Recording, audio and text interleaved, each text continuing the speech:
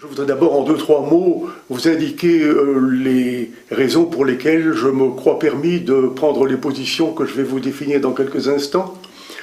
Je suis donc docteur en médecine, j'ai obtenu mon diplôme à l'Université libre de Bruxelles en 1953, ça fait déjà pas mal de temps ça. Et puis j'ai été faire un stage fondamental pour moi à l'Institut du cancer de Villejuif, où j'ai appris la microscopie électronique. Car vous verrez que toute mon argumentation est extrêmement fort basée sur l'évidence microscopie électronique relative au rétrovirus et en particulier à cet hypothétique virus du sida. Et après ce stage à Paris, je suis parti pour New York, où j'étais parti en principe pour 1 an, mais j'y suis resté 25. À l'Institut Sloan Kettering, où je suis devenu directeur du laboratoire central de microscopie électronique de cet institut, et où j'ai fait l'essentiel des travaux auxquels je vais faire allusion dans quelques instants. Et en 81, je suis parti pour Toronto pour prendre la direction d'un grand labo de microscopie électronique à la faculté de médecine de l'Université de Toronto, où j'ai travaillé là jusqu'à ma retraite en 93. Et en 93, je suis venu m'installer ici dans les Alpes-Maritimes. Mais je suis resté extrêmement actif dans toute la controverse de la dissidence du sida, en particulier en étant un des membres du comité consultatif du président Thabo Mbeki, le président sud-africain, qui avait convoqué une très grande conférence en l'an 2000 à Pretoria et puis une seconde à Johannesburg. Et puis une autre activité importante que j'ai eue est d'avoir participé à un débat très contradictoire qui s'est tenu au Parlement européen à Bruxelles en 2003 et où notamment parmi les autres intervenants était Luc Montagnier. Et puis après ça, je suis devenu président d'une association américaine, essentiellement californienne, qui s'appelle Rethinking AIDS, dont j'étais président de 2005 à 2008. Mais je ne suis plus président maintenant et j'ai au fond perdu assez fort la connexion que j'avais avec ce groupe californien. Voilà l'essentiel. Peut-être devrais-je aussi vous mentionner que pendant mes années new-yorkaises, j'ai été, en toute objectivité, le premier à démontrer au microscope électronique la formation des rétrovirus à la surface des cellules qu'ils infectaient. Et je suis donc resté hautement impliqué dans tous les programmes relatifs à la recherche frénétique d'un virus dans les leucémies et cancers humains, virus que l'on n'a jamais identifié, mais c'est resté le centre de mon activité scientifique d'appliquer la microscopie électronique à la recherche de ces virus qu'on a appelés plus tard rétrovirus et dont le fantomatique VIH est prétendument un membre de cette famille-là. Donc c'est pour vous rappeler en quelques mots les raisons pour lesquelles je crois avoir une autorité scientifique qui me permet de prendre les positions que nous allons résumer maintenant.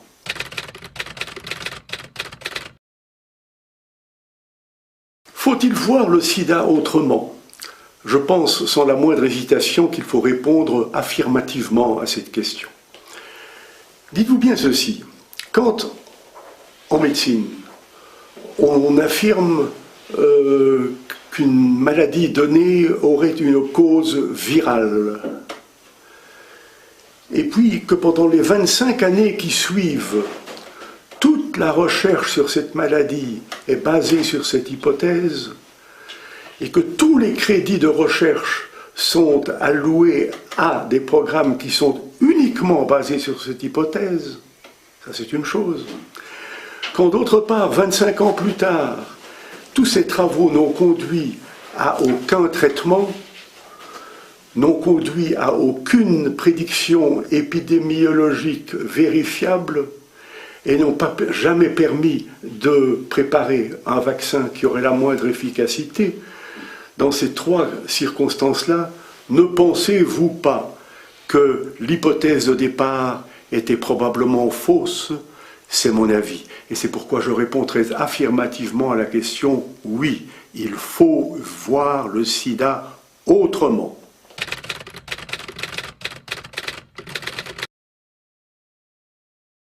Il faut entendre par séropositivité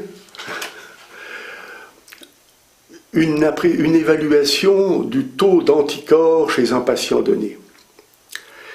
Ce qu'il faut soigneusement effacer des pensées de tous, c'est que ce terme séropositivité reflète directement la présence du virus, du fameux rétrovirus. Il n'en est rien. La séropositivité est uniquement, par le test qu'on appelle le test ELISA, est une mesure du taux d'anticorps. De quels anticorps? Des anticorps contre tout et n'importe quoi, et qui n'ont aucune spécificité contre un prétendu rétrovirus dénommé VIH. Donc une immense erreur qu'il faut corriger dans la tête du grand public, c'est que cette mesure indique la présence du virus. Il n'en est rien, ça indique simplement la présence d'anticorps. Or, ces anticorps peuvent être la réponse à la présence de protéines étrangères extrêmement variées. Il y a un article extrêmement important qui a été publié aux États-Unis, en Californie, par Christine Johnson en 1996, et où elle a établi une liste de près de 70 conditions médicales qui peuvent conférer la dite séropositivité. Cette liste est énorme, et tous ceux qui sont frappés par l'étiquette séropositif se doivent en première démarche de lire cette liste attentivement et de voir si leur profil, si leur histoire médicale ne s'expliquerait pas beaucoup plus simplement qu'en évoquant l'hypothèse d'une infection par un prétendu VIH. Cette liste comprend des affections comme la tuberculose, comme la lèpre, comme la malaria, comme le virus herpès. Cette liste comprend aussi les vaccinations, un grand nombre de vaccinations, y compris la vaccination antigrippale par exemple. Mais cette liste comprend aussi les transfusions multiples, avoir été exposé à de nombreuses transfusions et donc avoir été exposé à des protéines étrangères a pour résultat la fabrication d'anticorps qui sont dirigés contre ces protéines étrangères. Ça fait penser à qui ce que je viens de dire là? Moi, ça me fait très fort penser aux hémophiles. Les hémophiles sont très traditionnellement traités et obligatoirement traités par de très nombreuses transfusions sanguines. Or, si exposés à de très nombreuses transfusions sanguines, les hémophiles fabriquent donc des taux élevés d'anticorps qui ont rendu leur test dit le test ELISA positif. On en a conclu qu'ils étaient infectés par un prétendu VIH, ce qui n'a aucune justification scientifique. Et plus dramatique encore, on a non seulement conclu cette idée totalement fausse, mais on les a donc exposés à des traitements par des antirétroviraux comme l'Azepté, médicament extrêmement toxique, et il ne fait dans mon esprit pas le moindre doute que de très nombreux hémophiles séropositifs sont morts non pas du VIH, mais bien de la toxicité du médicament Azepté antirétroviral qui leur avait été imposé dans les années, disons, 87 jusqu'à 92 peut-être, qui leur avait été imposé à des doses affreusement toxiques qui, si je me souviens bien, approchaient le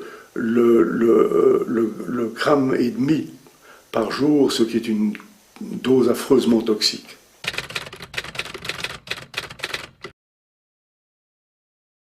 Il est exact que dans nos pays occidentaux, on ajoute un second test.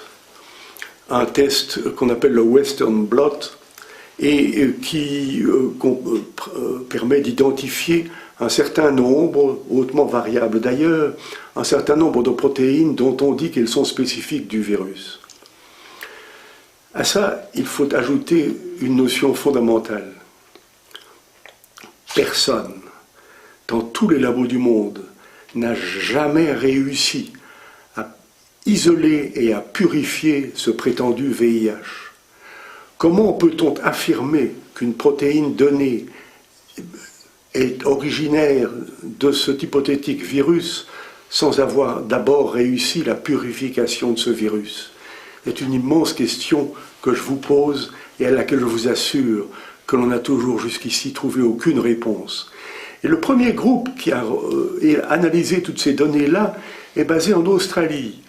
Il y a dans la partie à Perth, en Australie, un groupe extrêmement actif de scientifiques dont les noms sont connus de tous, c'est essentiellement Val Turner et Eleni Papadopoulos, qui ont énormément travaillé sur toutes ces questions-là, et qui ont été, je crois, les premiers à dire que ce test du Western blot n'avait aucune spécificité, pour la bonne raison qu'il n'y avait pas eu préalablement un isolement et une purification du rétrovirus, et que par conséquent, on n'avait aucune raison scientifique d'accepter la notion que les protéines reconnues dans ce test étaient effectivement d'origine virale.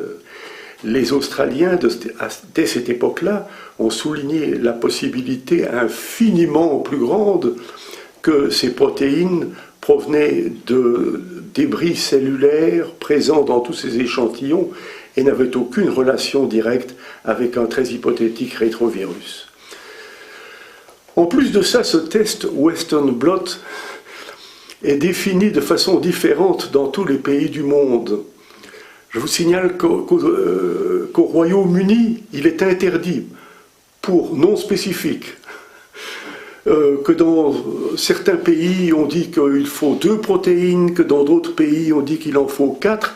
Bref, si vous êtes identifié comme positif par ce test dans un pays, il vous suffit peut-être de prendre l'avion et d'aller dans le pays voisin et vous serez négatif. Pour vous dire le degré affreusement faible de la fiabilité que comporte ce test du Western blot.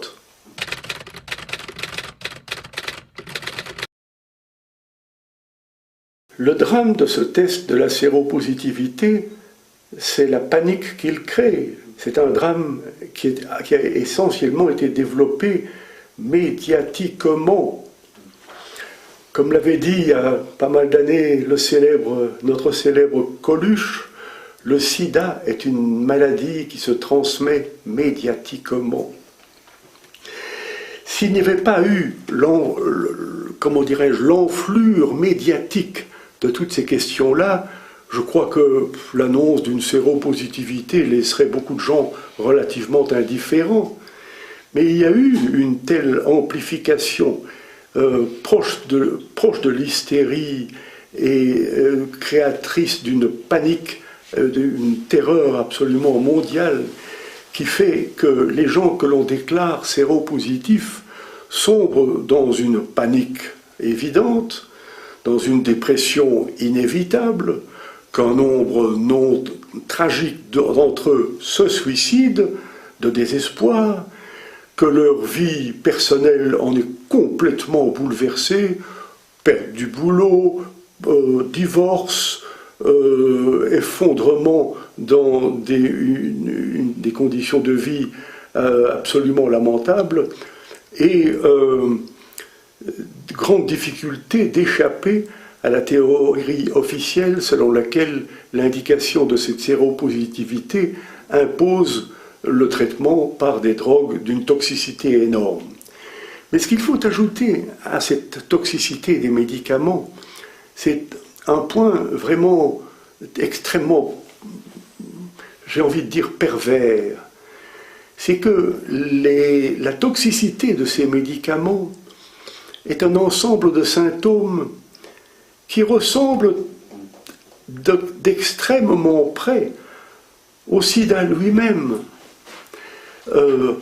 Par exemple, une très forte dépression immunitaire, une très forte dépression de l'activité de la moelle osseuse, donc une grande anémie que l'on traite par des transfusions, transfusions qui ne font qu'augmenter le nombre des anticorps et la dite séropositivité. Bref, ça devient trop facile pour les médecins qui prennent ainsi en charge ces malades séropositifs. Ça devient trop facile d'expliquer à la famille, écoutez, on a fait tout ce qu'on a pu, mais malheureusement, il est en train de mourir de son sida. C'est vraiment dramatique de comprendre que les effets secondaires de la haute toxicité de ces médicaments peuvent être confondus avec le sida lui-même et par conséquent permettent une confusion affreuse entre les effets secondaires du médicament et le syndrome lui-même. Qu'il y ait de faux séropositifs est l'évidence même. Et il y a de très nombreux cas absolument dramatiques de personnes qui, par exemple, ont été victimes d'un accident de voiture, qui ont dû être transfusées, et puis qui, après ça, ont été trouvées séropositives, et qui, parce qu'elles avaient soit un ganglion, soit peut-être une tumeur ou l'autre, ont été identifiées comme atteintes du sida, traitées par des antirétroviraux, dont la situation a périclité dramatiquement, non pas à cause d'un hypothétique VIH, mais à cause d'un hautement toxique traitement antirétroviral.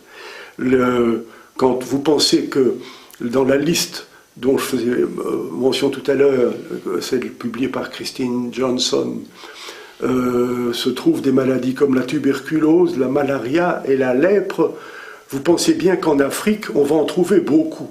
On pourrait ajouter un point sur le fait qu'à une grande conférence internationale sur le sida qui se tenait à Amsterdam en 92, je ne sais plus quel groupe a présenté une série importante, des centaines, si pas 1 ou 2 milliers, de cas cliniquement clairs de sida chez des patients qui étaient totalement séronégatifs. Alors, c'est évidemment une notion qui embarrassait terriblement l'orthodoxie du sida. Et avant la fin de la conférence, on est revenu sur cette présentation pour expliquer à tous les conférenciers que les cas qui avaient été présentés la veille ou l'avant-veille n'étaient en fait pas des cas de sida, mais étaient des cas d'une lymphocytopénie idiopathique CD4. Ce qui est vraiment joué sur les mots d'une façon scandaleuse, car ça veut dire exactement la même chose. Ça veut dire une chute des fameux lymphocytes CD4 d'origine idiopathique, donc d'origine inconnue, lymphocytopénie CD4 idiopathique, et que ça n'avait rien à voir avec le sida. Donc, on était sauvés.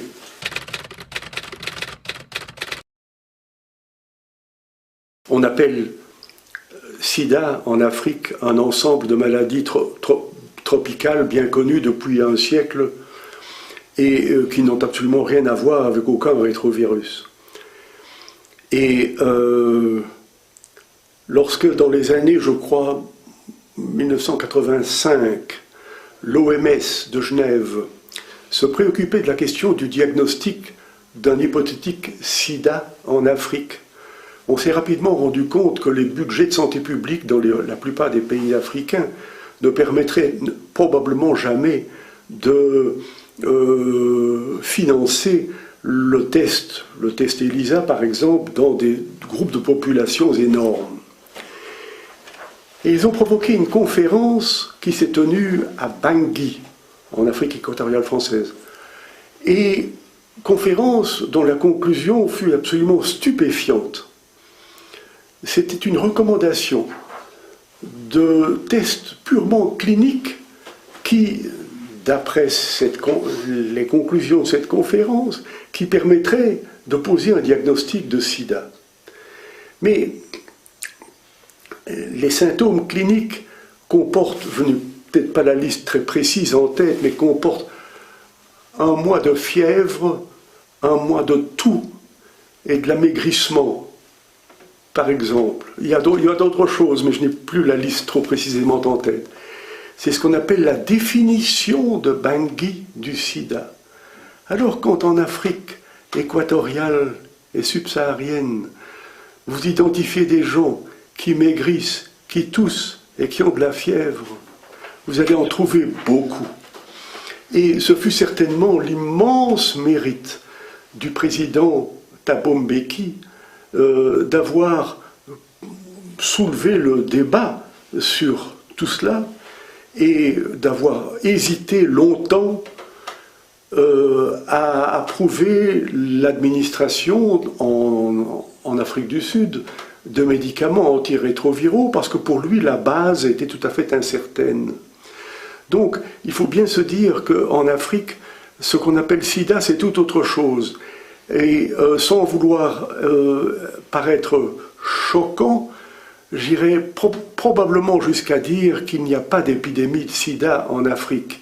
Il y a énormément de malnutrition, de tuberculose, de malaria, de conditions d'hygiène publique extrêmement préoccupantes, et que tout ça crée un ensemble de pathologies qui très souvent culminent par une immunodéficience majeure et par la mort d'un très grand nombre de gens.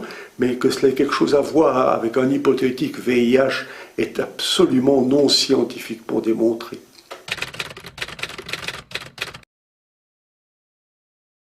Le sida est-il une maladie contagieuse? Grande question.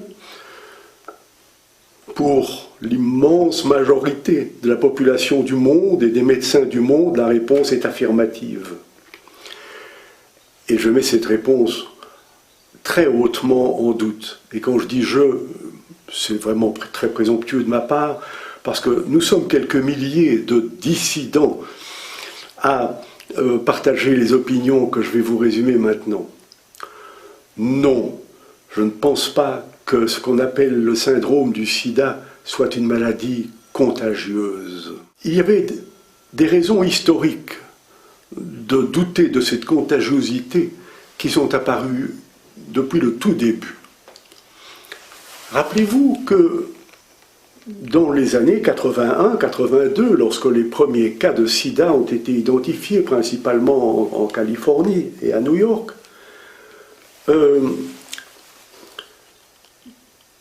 tous les malades étaient du sexe masculin.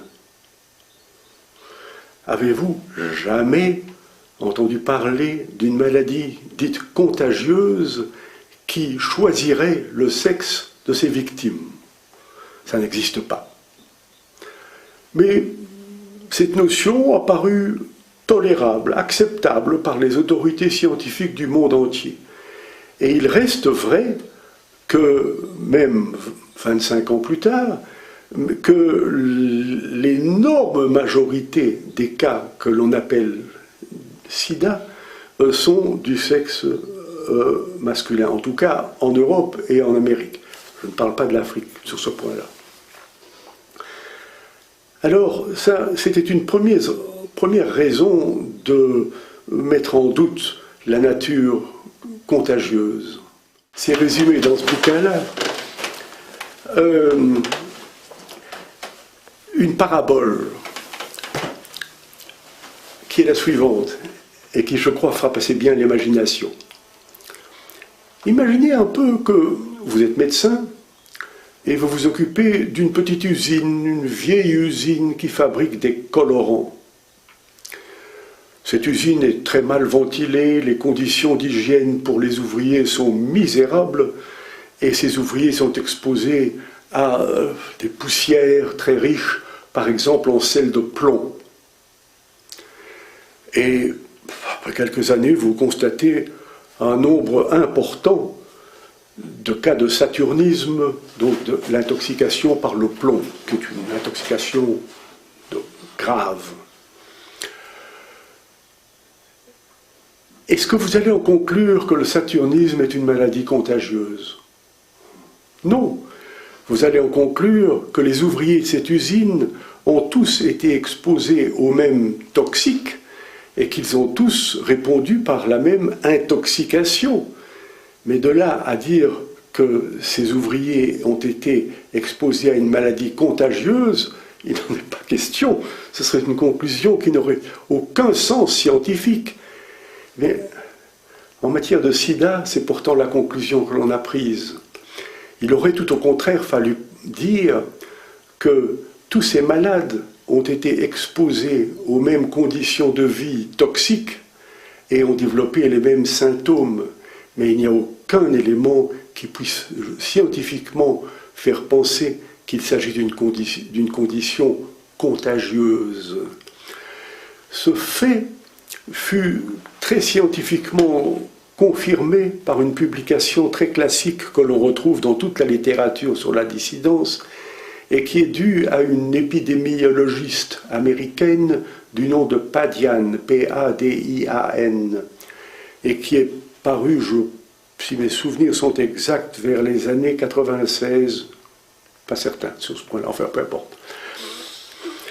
Elle a suivi des couples sérodiscordants, des couples dont l'un était séropositif et l'autre séronégatif. Elle les a suivis pendant des années, d'une manière extrêmement rigoureuse du point de vue de l'épidémiologie. Et elle n'a pas pu démontrer un seul cas de séroconversion du partenaire séronégatif. Alors, parlez-moi d'une maladie contagieuse. Et puis, il y a un autre argument qui, lui, s'étale plus sur le monde entier. C'est le fait qui avait déjà été souligné par Ruth Bernstein en 1993, je crois, qu'il n'y a pas de sida parmi les prostituées. Alors, si vraiment le sida était une maladie contagieuse que l'on pourrait classer parmi les maladies dites sexuellement transmissibles, et dont il y a des exemples classiques, il est évident que la population qui devrait être la plus exposée à la contagion du sida serait les prostituées. Or, des enquêtes menées dans, je ne dis pas tous les pays du monde, mais dans de nombreux pays du monde, en Thaïlande, en Italie, en France, aux États-Unis, ont toutes constaté avec surprise que les prostituées ne faisaient pas de sida. Alors parlez-moi d'une maladie contagieuse, vraiment il ne pourrait en être question. La prédiction totalement catastrophique qui avait été faite à Washington en 1984 du risque d'une pandémie mondiale couvrant toute la population ne s'est jamais démontrée depuis 30 ans que cette affection est reconnue. Elle reste très strictement limitée aux petits groupes des homosexuels et des drogués. Il n'y a aucune évidence qu'il n'y ait jamais eu une épidémie de ce syndrome dans la population hétérosexuelle. C'est un point fondamental qu'il importe de souligner, et qui a d'ailleurs été souligné par un ancien haut fonctionnaire de ONU-SIDA à l'OMS à Genève, qui est le Dr James Chin, et qui a publié un bouquin que j'ai ici, The AIDS Pandemic. Le sous-titre résume le tout. La collision entre l'épidémiologie et le politiquement correct. C'est un bouquin très important, qui a d'ailleurs été... James, dont l'auteur a été interviewé par l'auteur de ce magnifique article que Nexus avait publié il y a déjà 3 ans sur le dossier du sida, et qui a interviewé James Chin sur cette collision entre l'épidémiologie et le politiquement correct.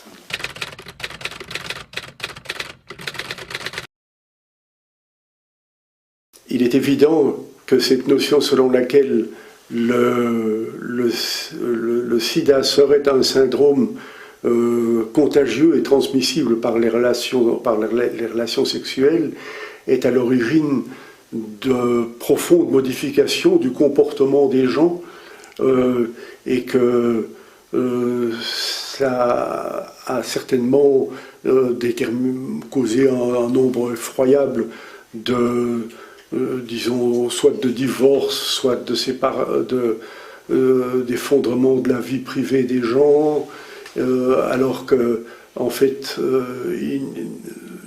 du côté du sida, il n'y avait strictement aucune raison de s'alarmer de cela. Comme d'ailleurs l'a dit Luc Montagnier lui-même dans des interviews relativement récents, une vie saine et équilibrée, une bonne alimentation permettent de se redresser d'une crise d'immunodéficience extrêmement facilement. Il y a ce film The House of Numbers de Brent Lung, dans lequel Luc Montagnier a déclaré très simplement que pour lui, une alimentation correcte, une hygiène correcte et un style de vie raisonnable permettaient certainement de récupérer d'une crise d'immunodéficience. Et on sous-entendait, quand on entendait ces propos, qu'il avait envie de dire, sans devoir s'exposer à la toxicité de tous ces médicaments dont la toxicité est reconnue comme étant absolument dramatique. Le point des relations sexuelles non protégées est fondamental, parce que il est évident qu'il existe des affections qui sont sexuellement transmissibles, comme la syphilis, la blénorragie, l'herpès, et que pour prévenir la transmission de ces affections-là, il est essentiel de maintenir la recommandation la plus absolue sur la prudence et l'utilisation de relations sexuelles dites protégées. Ça reste absolument essentiel étant donné qu'il existe effectivement des affections sexuellement transmissibles. Un souvenir personnel d'abord. Lorsque, en juin 2000, je participais à la conférence que le président Mbeki avait organisée à Pretoria, conférence qui était tout à fait bipartite, où il y avait même plus d'orthodoxes que de dissidents. Je n'oublierai jamais une certaine émotion et une tension sanguine qui a peut-être monté un petit coup. Au début d'une séance, le chairman de la conférence, nous étions environ 30 membres autour de la table, a demandé à chacun d'entre nous de se lever et de dire en moins de 2 minutes, de faire comment dirais-je, de prendre une position précise et extrêmement limitée sur un point donné. Et quand on vous demande ça et que vous n'êtes pas préparé, il y a de quoi être un petit peu nerveux. Et quand mon tour est venu, je me suis levé et j'ai dit simplement que, au mieux de mes connaissances, personne n'avait jamais pu démontrer au microscope électronique une seule particule de rétrovirus dans le sang de malades, même si l'on choisit ceux qui sont étiquetés comme ayant une charge virale élevée. Je m'attendais à des répliques cinglantes de la part de l'orthodoxie, mais personne n'a relevé mon affirmation et qui n'a jamais pu être réfutée depuis, et il y a 12 ans de cela. Cela soulève la question de qu'est-ce qu'est donc cette fameuse charge virale. Sachez que quand on mesure la charge virale, et que vous lisez le petit texte des indications techniques sur comment il faut faire ça dans un labo, enfin, on vous indique qu'il faut préparer un échantillon à partir du plasma du malade par centrifugation à basse vitesse. Et que le culot de centrifugation qu'on obtient ainsi est alors soumis à cette technique de PCR, Polymerase Chain Reaction, qui permet d'amplifier des séquences d'acides nucléiques très spécifiquement identifiées.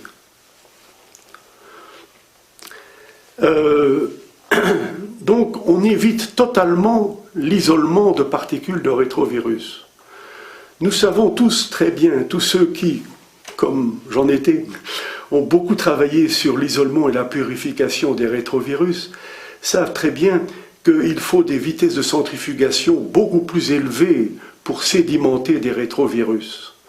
Donc les échantillons soumis à cette technique-là n'ont aucune probabilité de contenir des particules de rétrovirus. Et cependant, ils sont considérés comme des échantillons viraux. Et personne ne s'est jamais donné la peine de faire une vérification au microscope électronique de ces culottes de centrifugation pour prouver qu'ils contenaient bien des particules rétrovirales. Ça n'a strictement jamais été fait. Alors, qu'est-ce qu'on mesure dans la charge virale? Je me souviens très bien que lors de cette conférence qui avait eu lieu au Parlement européen de Bruxelles et dont je faisais mention tout à l'heure, on a posé la question à Luc Montagnier. On lui a dit, mais monsieur Montagnier, dites-nous un petit peu, dans votre esprit, qu'est-ce qu'on mesure dans la charge virale? Et sa réponse a été totalement vague et diffuse et n'a convaincu strictement personne. J'ai publié récemment, dans une revue américaine qui est publiée en Arizona, un article fournissant une autre interprétation, une autre réponse à cette question, qu'est-ce qu'on mesure dans la charge virale? Beaucoup de grands malades présentent des quantités variables d'ADN circulant. Ça résulte d'une forme de suicide cellulaire qu'on appelle l'apoptose, et dans lequel des débris cellulaires finissent par circuler dans le sang en quantité variable. Des débris cellulaires qui peuvent également contenir des débris de noyaux cellulaires, donc de chromosomes, donc d'ADN humain. Or, tout ADN humain contient environ 8% de séquences de nucléotides qui sont typiques des rétrovirus. Tous, vous, moi et tous les autres, nous avons tous dans nos chromosomes un certain pourcentage, autour de 8%, de séquences qui sont typiques du génome des rétrovirus. Donc, quand de l'ADN circulant se trouve dans notre sang du fait de la dégénérescence cellulaire, dans des cas de cancer, dans des cas de maladies infectieuses, il est tout à fait normal, comment dire, on devait s'attendre à ce que la technique du PCR identifie ces séquences-là, les amplifie, mais en tirant la mauvaise conclusion qu'il démontre la présence d'un prétendu VIH hypothétique qui n'a jamais été vu par personne, qui est un virus totalement fantomatique.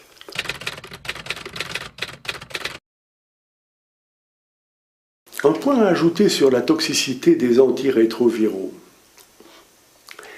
La toxicité, d'une part, mais aussi, assez fréquemment, des effets qui semblent favorables.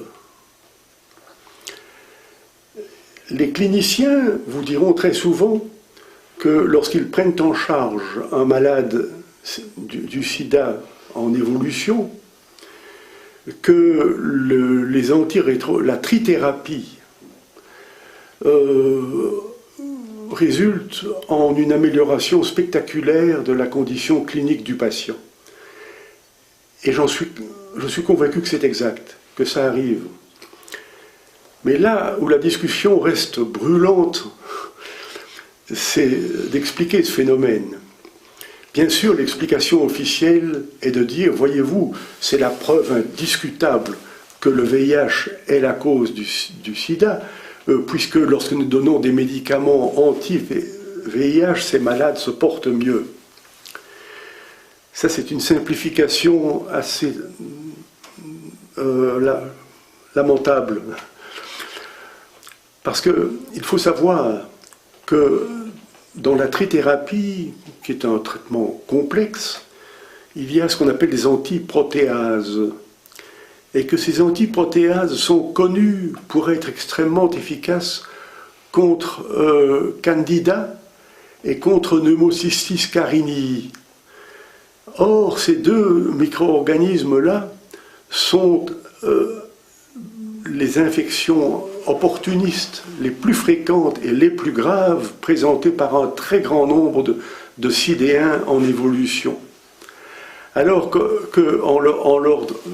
si bien que lorsqu'on leur donne une trithérapie comprenant les dites antiprotéases, on a une bonne chance de contrôler le Candida et de contrôler Pneumocystis et par conséquent d'améliorer considérablement la condition clinique du patient.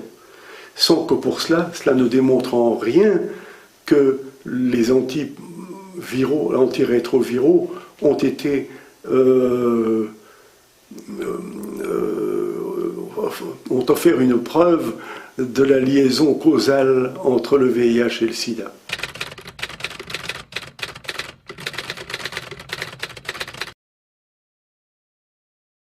Je crois que l'essentiel a été de diminuer considérablement les doses d'AZT.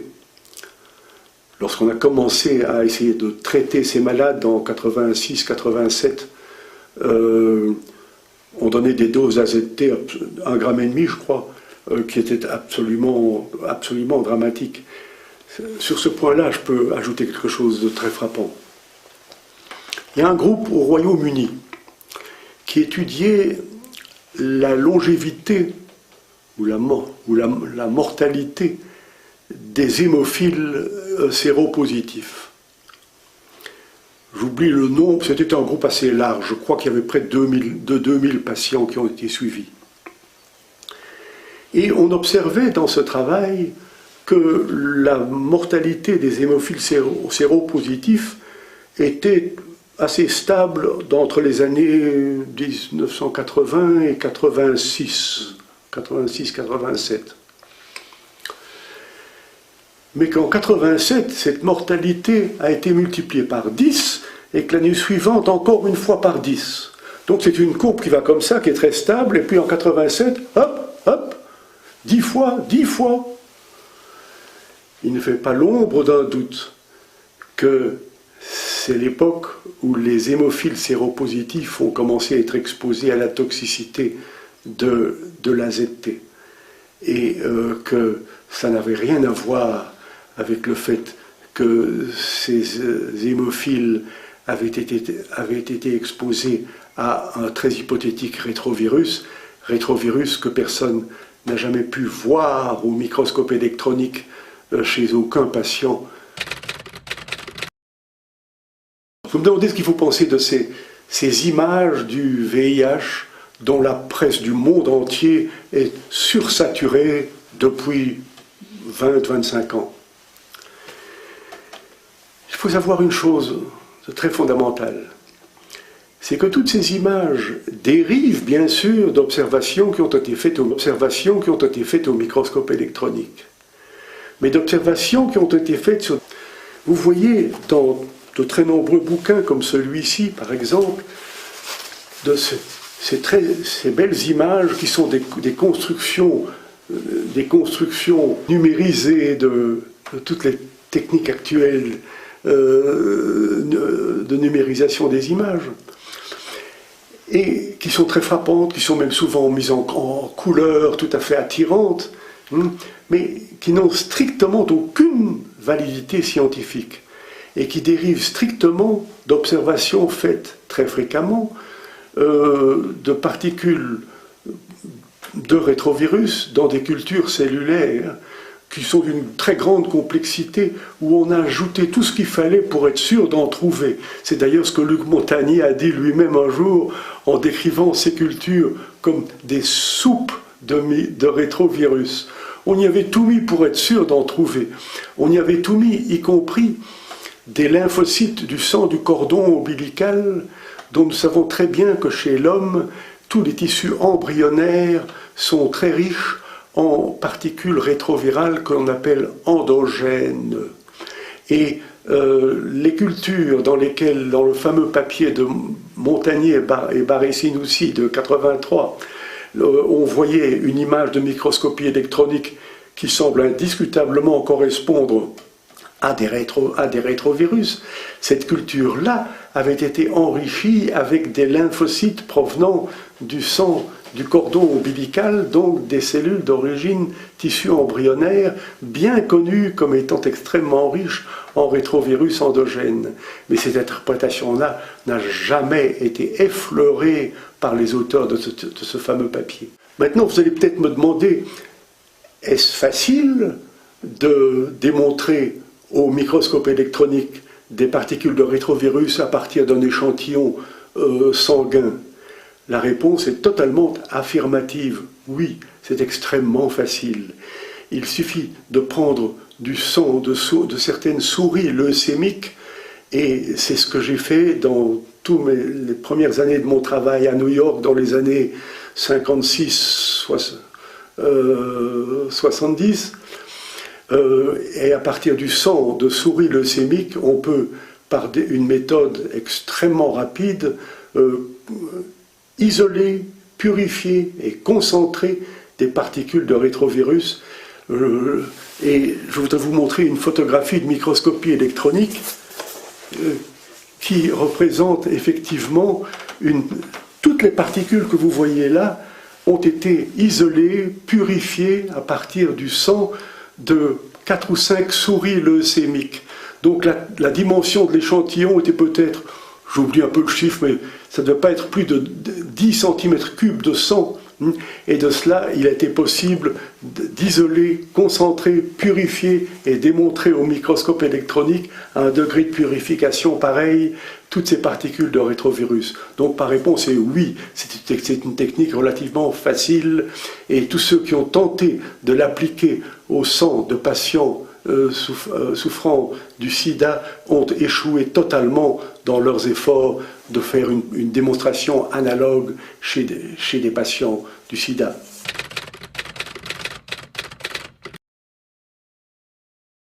Pour tenter de répondre à la question de savoir comment nous en sommes arrivés là, je crois que les réponses sont tout à fait non scientifiques. Les réponses ont tout à voir avec les communications, avec les médias, avec la dominance de l'industrie pharmaceutique dans les plus hautes instances des sphères scientifiques, y compris, je crois, non, je ne le crois pas, j'en suis certain, y compris le comité Nobel, y compris les hautes commissions de l'OMS à Genève, ces hautes instances dont toute la santé publique du monde dépend, sont infiltrées dans une proportion tout à fait anormale par des hauts représentants des grandes firmes pharmaceutiques qui fabriquent l'AZT, qui fabriquent les autres médicaments antirétroviraux et qui cherchent désespérément à élargir géographiquement l'étendue de leur clientèle qui leur rapporte des milliards de dollars. Et alors, quand vous essayez de soulever le débat sur ce point absolument dramatique et hautement embarrassant, vous vous rendez compte que l'omerta de la presse mondiale est absolue et qu'il n'y a pas moyen de dire un mot là-dessus, parce qu'il est bien sûr que la publicité des firmes pharmaceutiques est une grosse partie du revenu des médias, ou un immense apport financier des grands partis politiques, des campagnes présidentielles, etc., et que par conséquent c'est un sujet d'une sensibilité extrême qu'il n'est pas décent de toucher. Mais je ne voudrais pas terminer cet entretien sans attirer l'attention de vous tous sur une publication toute récente qui est apparue dans le magazine Nexus, dans le numéro du 1er mars récent. Il y a là un article de plus de 30 pages signé par une journaliste du nom de Rachel Camperg et qui résume toute, comment dirais-je, l'histoire de la controverse du sida avec une clarté et une précision absolument remarquables. Et je voudrais vous recommander à tous la lecture de cet article qui est tout à fait édifiante du point de vue d'une réponse à la question de savoir comment a-t-on pu en arriver là. Car enfin, comme disait je ne sais plus quel auteur latin, il est humain de se tromper, mais il est diabolique de persévérer dans l'erreur.